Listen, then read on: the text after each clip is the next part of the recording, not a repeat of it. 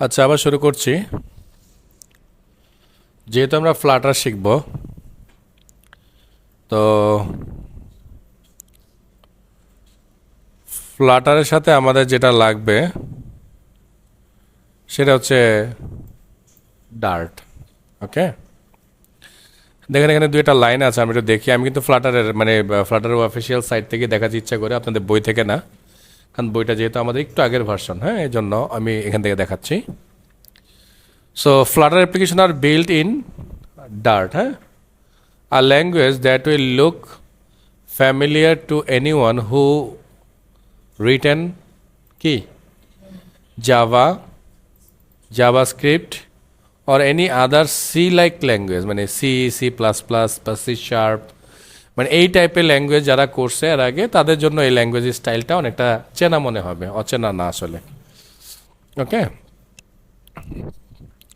তো এখানে একটা এক্সাম্পল দিয়েছে আমাদের, এখানে একটা ক্লাস বানিয়েছে। আমরা এরকম ক্লাস বানাই না, আমরা পাবলিক টাবলিক অনেক কিছু লিখি, এখানে এত কিছু লিখতে হয় না আসলে। হ্যাঁ, তো ঠিক আমরা যে টাইপের ভেরিয়েবল লিখি ওই টাইপের ভেরিয়েবল লিখেছে এখানে।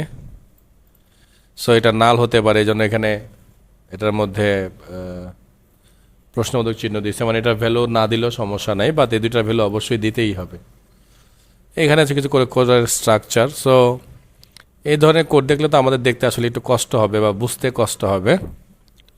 তা আমি যেটা করেছি সরাসরি, আবার ডার্টেরও একটা অফিসিয়াল সাইট আছে, dart.dev। তো ডার্টের অফিসিয়াল সাইটে একটু চলে আসি, জাস্ট আমি একটু বেসিকটা দেখবো। হ্যাঁ, দেখলে চেনা চেনা মনে হবে আর কি। তারপরে আমরা একটা তত্ত্ব শিখবো, শিখার পরে আসলে আমরা ফ্লাটারের মূল কোডে নামবো, তার আগে না। তো এখানে ডকুমেন্টে গেলেই এখান থেকে গেলে এই যে টাইপস, বিল্ট ইন টাইপস বা সিনট্যাক্স, এই জিনিসগুলো এখানে আছে। হ্যাঁ, তো আমরা একটু ইন্ট্রোডাকশন থেকেই দেখি কি কি আছে। সো বলতেছে যে এটা একটা ক্লাস, একটা মেন মেথড। সো আমরা বলছিলাম যে এটা মেথড চিনার উপায় কি, যে একটা নাম থাকবে, তারপরে একটা ফার্স্ট ব্র্যাকেট শুরু শেষ থাকবে, তারপরে একটা সেকেন্ড ব্র্যাকেট শুরু শেষ থাকবে, তার মাঝখানে কিছু কথা থাকবে। সেই জাভাতে আমরা শিখে আসছি, তাই না? সরি, জাভা স্ক্রিপ্টে শিখে আসছিলাম। সো ঠিক সেই স্ট্রাকচারটাই কিন্তু এখানে ফলো হচ্ছে। হ্যাঁ, সো দেখেন এখানে ভ্যারিয়েবল কিভাবে ডিক্লেয়ার করে, আপনার একটু স্ক্রিনে তাকান, দেখতেই বুঝতে পারবেন। এখানে লেখা আছে var। var ইউজ করেছি আমরা কখন যেন ইউজ করেছি, জাভা স্ক্রিপ্টে আমরা লেট ইউজ করেছি। সো এখানে var ইউজ করতে হলে লেট ইউজ করলে সমস্যা নেই, করা যায়। হ্যাঁ, হ্যাঁ, আচ্ছা, হতে পারে, যাই হোক। সো একটা ভ্যারিয়েবল ইকুয়াল সাইন দেন তারপরে ভ্যালু, কিন্তু এখানে মজার ব্যাপার হচ্ছে যে সেই জাভা স্ক্রিপ্টের মতোই single quote, not double code. হ্যাঁ, সেইভাবে আমরা ভ্যালুগুলো এখানে দিচ্ছি। সো আমরা যখন ইফ লিখতেছি ঠিক এইভাবেই আমরা যেমন জাভাতে ইফ লিখেছি একদম হুবহু তাই ফর লিখেছি। ফরটা একটু ডিফারেন্ট, এখানে আবার একটা ইন কিওয়ার্ড ইউজ করি। এটা কিন্তু জানেন, এটা কিন্তু ফরই ছিল আসলে। হ্যাঁ, মনে আছে না আমরা লিখতাম কি, একটা ভেরিয়েবল দিতাম, তারপর ইনের জায়গায় একটা কোলন সাইন দিতাম। আমি কিন্তু বলেছিলাম আপনাদেরকে যে কোলনটা মানে মনে মনে একটা ইন, আর এটা লিস্ট, ওর কাছ থেকে একটা একটা করে ভ্যালু পড়বে, পরে পরে এখানে প্রিন্ট করবে। সো এটা হচ্ছে নর্মাল ফর। এ ফর চেনা যায়, চেনেন? হোয়াইল আমরা অলরেডি ইউজ করেছি এগুলো, তাই না? আচ্ছা, সো একটা ফাংশন যদি আমরা যদি ডিক্লেয়ার করতে চাই, এটা ফাংশন চাইলে আমরা এইভাবে ডিক্লেয়ার করতে পারি। ইন্টিজার ফাংশনের নাম, যদি কোনো প্যারামিটার থাকে, সো প্যারামিটার, দেন আমরা এখান থেকে চেক টেক করে এটা রিটার্ন করলাম। এটা কিন্তু একটা রিকার্শন ফাংশন, মনে আছে না নিশ্চয়ই? রিকার্শন ফাংশন জানি কাকে বলে? যে ফাংশন নিজেকে নিজে কল করে। সো নিজেকে নিজে কল করতে করতে সে কী করে, নিজের মধ্যে নিজেকে লুপ করতে থাকে। ওকে, সো এখানে হচ্ছে সেই রেজাল্টটাকে পাবলিশ করেছে। এই ধরনের কিছু কোড আছে। তো ধরেন একটু চাই এই কোডটাকে একটু রান করার চেষ্টা করি আমরা। সেই কোডটা যদি আমরা রান করতে চাই, আমরা ভিএস কোড অন করি। ভিএস কোডে আমরা লিখব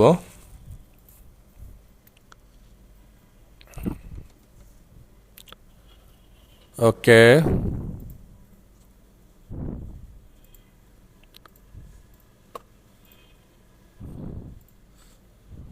একটা ফাইল নিলাম, আমরা এটাকে ডকুমেন্টেই রাখলাম আপাতত। সেটার আমরা নাম দিচ্ছি hello dot dart, হ্যাঁ। সো hello dot dart দেওয়ার পরে এখানে আমরা সেই লাইনগুলো লেখার চেষ্টা করলাম, মানে আমি কপি করে নিয়ে আসছি আসলে, একদম সত্যি কথা হলো এটা। সো আমরা মেথডটাকে এখানে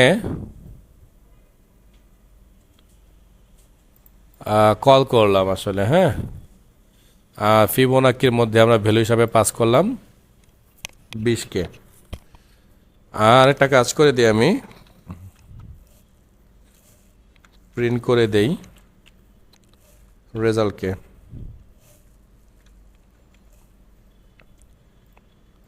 একটা সেমিকোলন দিয়ে লাইন বন্ধ করে দিলাম।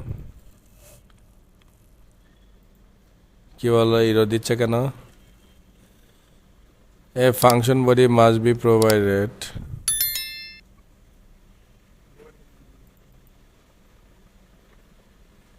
বডিতে লিখবো কেন? রেজাল্ট এখানে আসবে, রেজাল্টকে আমি প্রিন্ট করব। আচ্ছা সরি, দাঁড়ান একটা জিনিসটা চেক করি, একটু দেখে নেন। আমরা যেটা ভুল করছিলাম যে এটাকে আমরা আসলে ফাঁকাই রেখেছিলাম। এটা অনেকটা সি স্টাইলের আর কি, সি এইভাবে করতে হয় আর কি, মানে পুরো ফাইলটাকে আগে একটা ফাংশন বানায় ফেলতে হয়, দেন তার মধ্যে রাজ্যে সব কিছু এবার বসে বসে লেখা যায় বা লিখতে হয়। তো যাই হোক, আমরা এখানে লিখলাম, লিখে আমরা চেষ্টা করলাম রান করার জন্য, দেখলাম যে হ্যাঁ রান হয়েছে এবং সেটা একটা রেজাল্ট আমরা পাচ্ছি আর কি। যদি অনেক বড় নাম্বার দিয়েছে, আমরা ছোট নাম্বার দেই। সো এই যে 5 5ই আসে, 7 কত আসে? 13 আসার কথা না? হ্যাঁ ঠিক আছে, আসছে। হ্যাঁ, সো এই হলো আর কি একটা বেসিক স্ট্রাকচার বলা চলে আমাদের ডার্ট কোড লেখার জন্যে। আরও কিছু সিস্টেম আমরা দেখি, একটু চলেন। সো সিনটেক্স থেকে আমি একটু ভ্যারিয়েবল লেখার স্টাইলটা তো অলরেডি দেখলাম, যে আমরা var লিখব, তারপরে ভ্যালু লিখব, বা অবজেক্ট হলে এরকম অবজেক্ট লিখে নেম লিখে সে অবজেক্টের ভ্যালু লিখব। আর যদি নাল সেফটির জন্য আমরা চাই, তাহলে আমরা এখানে কোশ্চেন মার্কটা অ্যাটাচ করব, যেমনটা আমরা অ্যাঙ্গুলারে করেছি। এই যেমন এখানে যে ওটার ভ্যালু নাল কিনা চেক করতেছে আর কি।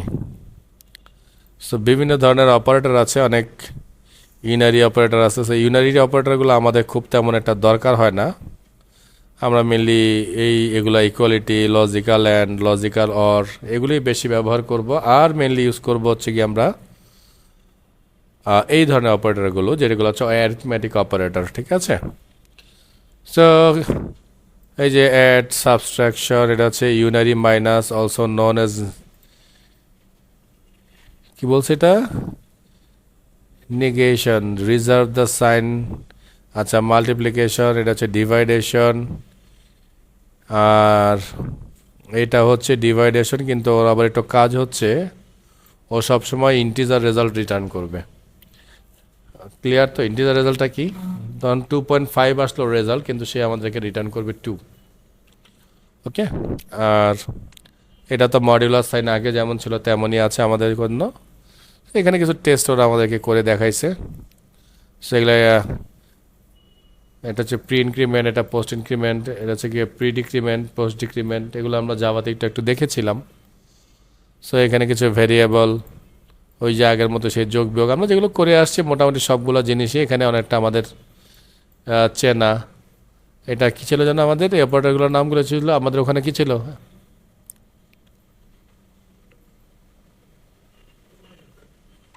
এই অপারেটরগুলো কী ছিল ওখানে?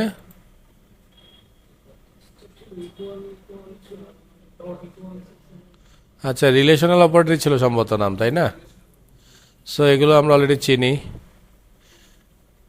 এখানে টেস্ট অপারেটর, এগুলো টেস্ট দরকার নেই, আমরা টেস্ট নিয়ে তো মাথায় আপাতত করতেছি না। সেই ধরনের কিছু অপারেটর আমরা পেলাম। কিছু কমেন্টস কিভাবে করতে হবে বলে দিচ্ছে, যে আমরা ডাবল দিয়ে, স্ল্যাশ দিয়ে কমেন্ট করতে পারি, আবার এইভাবে করে মাল্টিপল লাইন কমেন্ট করতে পারি। কিছু লাইব্রেরি ইম্পোর্ট আছে, যে ইম্পোর্ট করতে হলে এভাবে ইম্পোর্ট করা যায়, যেটা আমি একটু ট্রাই করেছিলাম। কিছু বিল্ট ইন টাইপস আছে, যেমন এই যে নিউমেরিক টাইপগুলোকে, দুইটা টাইপ আছে, একটা হচ্ছে ইন্টিজার, একটা হচ্ছে ডাবল। এখানে কিন্তু ফ্লোট টোট নাই, হ্যাঁ খেয়াল করবেন। আচ্ছা, তারপরে স্ট্রিংয়ের একটাই আছে, স্ট্রিং, বুলিয়ান আছে, রেকর্ডস নামে একটা ডাটা টাইপ আছে ওদের, যেটা দুইটা ভ্যালু নিচ্ছে। ফাংশন লিস্ট আছে, যেটা আমরা বলে দিচ্ছি also known as array. Set আছে, সেট আমরা ইউজ করেছি সেট। সেট ম্যাপ, ওই যে কি পেয়ার ভ্যালু, একটা কি থাকবে তার এগেনস্ট একটা ভ্যালু থাকবে, মনে নাই? হ্যাশ ম্যাপ, হ্যাঁ। তারপরে আরেকটা ডাটা টাইপ আছে কি runs often replace by the characters. তারপর সিম্বল, এই ধরনের কিছু জিনিসপত্র এখানে আছে। কিছু সিম্বল আমাদেরকে এখানে দেখাচ্ছে ওরা, যেইভাবে চাইলে আমরা ইউজ করতে পারবো। আমরা জাস্ট বেসিকটা দেখতেছি, একদম সত্যি কথা। আমরা তো এটার গ্রামার মেনলি অত গ্রামার শিখবো না। কেন শিখবো না? বিকজ আমরা অলরেডি যেহেতু বেশ কয়েকটা প্রোগ্রামিং ল্যাঙ্গুয়েজ অলরেডি জানি, বেশ কয়েকটা স্ট্রাকচার আমরা খুব ভালোই জানি। আমরা যেটা করব, কাজ করতে করতে আমরা এই ছোটোখাটো জিনিসগুলো যেগুলো আছে এগুলোকে আমরা ক্লিয়ার করে ফেলবো আমাদের কাছে। ঠিক আছে? তা হ্যাঁ, জাস্ট আমি একটু দেখানোর জন্য আপনাদেরকে এই জায়গাগুলো দেখালাম। তো এই বেসিক ডার্টের গ্রামার নিয়েই আমরা আসলে কাজ শুরু করার চেষ্টা করব। কাজ করতে করতে আবার আমরা একটু শিখে নেব, যেমনটা আগেও আমরা করেছি। কারণ এরকম যদি আমরা থিওরি পড়তে থাকি তাহলে আসলে থিওরি পড়া হবে, আমাদের কাজের কাজ কিছু হবে না। যেহেতু আমাদের একটা বড় প্রজেক্ট আছে এগুলো দিয়ে, সো প্রজেক্টের দিকে যেতে হলে আমাদের এই সময়ের মধ্যে আমরা প্র্যাকটিক্যালি আগাবো। ওকে, তাহলে এটা আমি এতটুকুই রাখছি।